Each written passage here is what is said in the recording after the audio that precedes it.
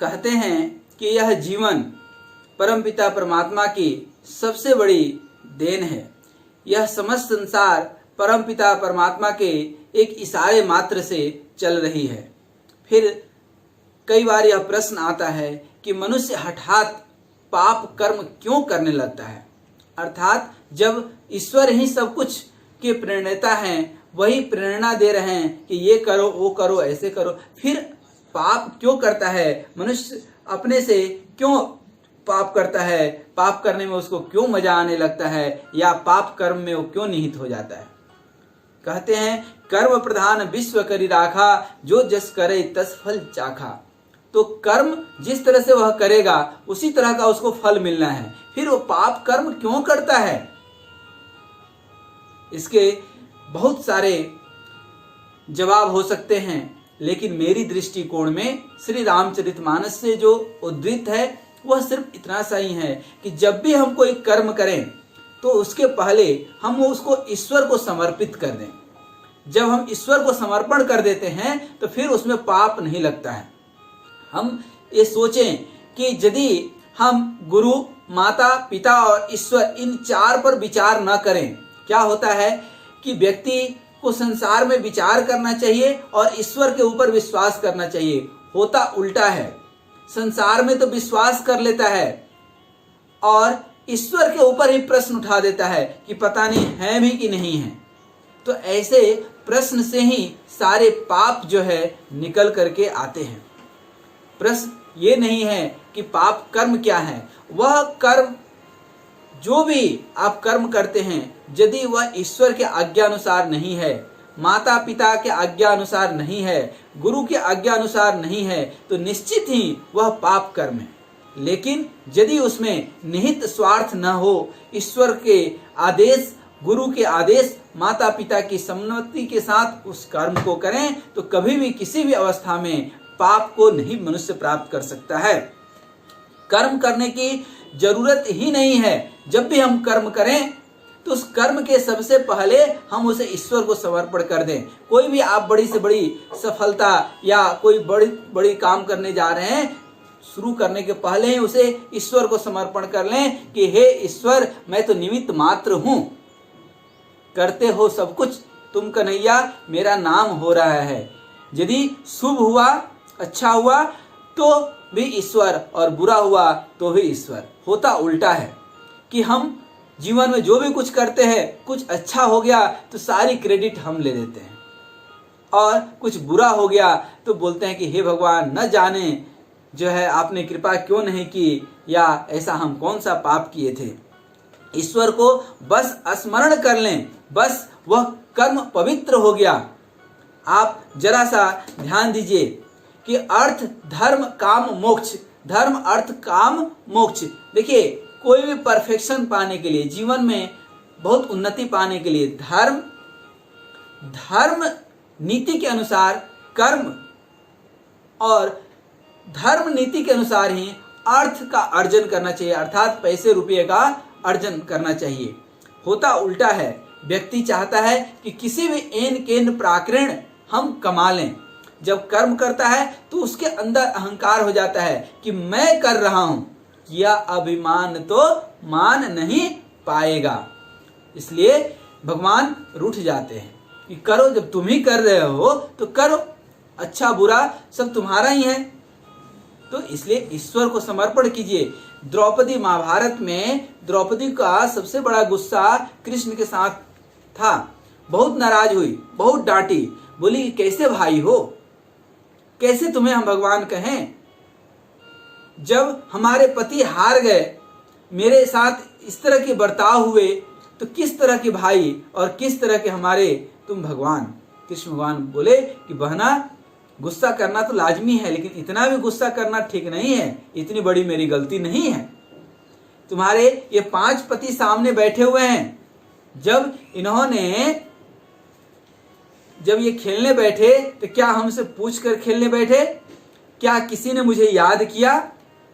जब दुर्योधन ने कहा कि हमारे तरफ से हमारे मामा शकुनी पासा फेंके गया, तो क्या इन 5 में से कोई नहीं कह सकता था कि हमारे तरफ से कन्हैया फेंकेगा? और फिर कन्हैया फेंकता और तब देखते कि कौन जीतता और कौन हारता।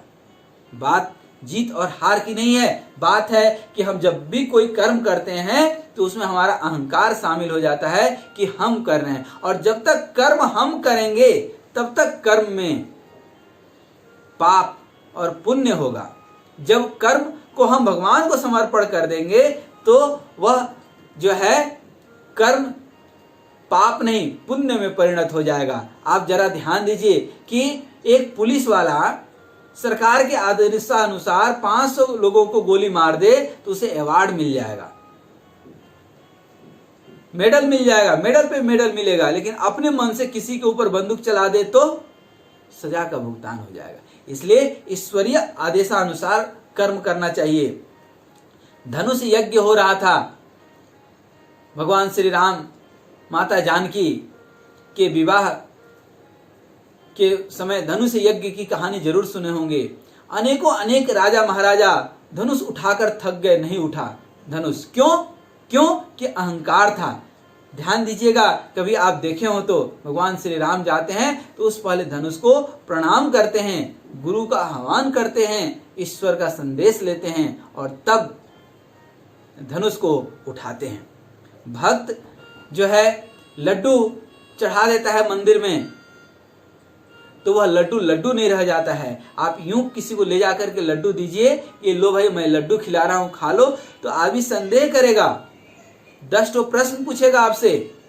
लेकिन जब उसी लड्डू को आप बजरंगबली को चढ़ा देते हैं तो वह लड्डू नहीं रह गया, वह क्या रह गया? प्रसाद हो गया। इस तरह से जब हम देखते हैं कि जब हम भगवान को समर्पण कर देते हैं किसी भी कर्म के प्रति, हर कर्म के पहले जब हम भगवान को समर्पण कर देते हैं तो पाप और पुण्य की कहानी खत्म हो जाती है।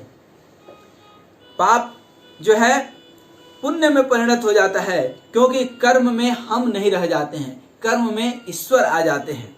यदि कर्म के पहले ही हम प्रभु को स्मरण कर लें, हम जो भी कर्म करते हैं, हम जीवन में जो भी कार्य करते हैं, उस कार्य में ईश्वर को शामिल कर लें, परम पिता का आशीर्वाद ले लें, तो कर्म में निश्चित सफलता मिलती है और पाप का कहीं कोई भागीदारी नहीं होता है।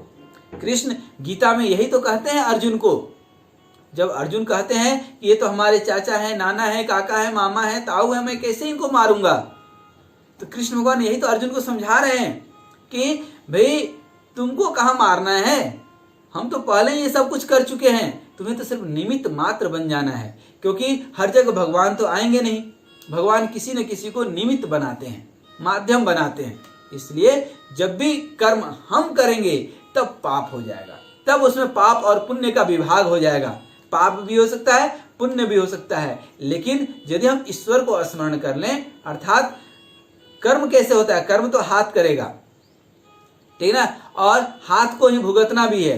जैसे एक रास्ते से कोई व्यक्ति जा रहा था, वह किसी पेड़ पे आम देखा, अब देखा किसने? आम, ठीक ना, चल कर कौन गया? पैर। तो जो देखा वो गया नहीं, गया कौन? पैर। अच्छा, पैर गया तो पैर आम तोड़ सकता है क्या? नहीं तोड़ सकता है ना, तोड़ेगा कौन? हाथ। तो हाथ ने तोड़ा।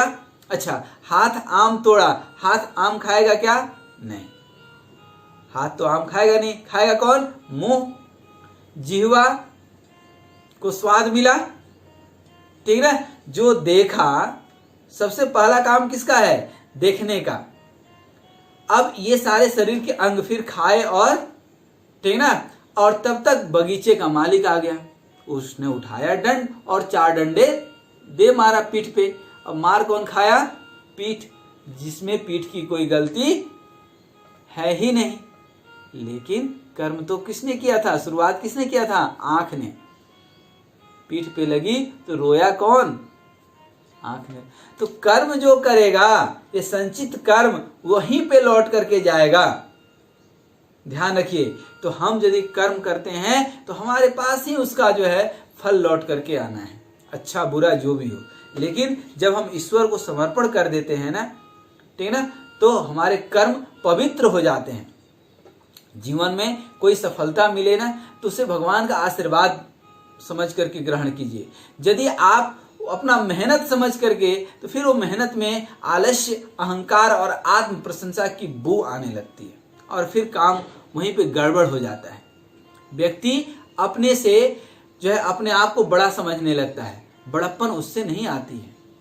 बड़प्पन उससे आती है कि हम अपने से छोटों को कितना अच्छे से जो है बात करते हैं, किस भाव में उससे बात करते हैं।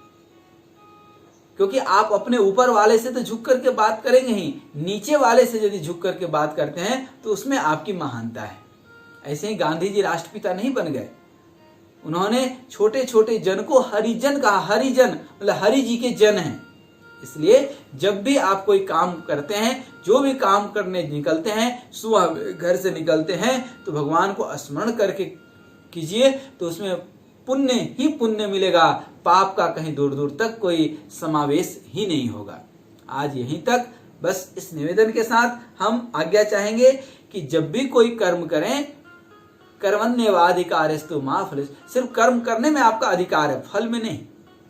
और कर्म करने में भी मैं बोल रहा हूं कि पहले ही भगवान को समर्पण कर दीजिए। हो गया तो भी खुश, नहीं हुआ तो भी खुश। दोनों ही परिस्थिति में भगवान तुम जानो, ये मैं काम करने जा रहा हूं, मैं सिर्फ करूंगा, बाद बाकी क्या होगा आप जानो। आज यहीं तक। जय श्री सीताराम।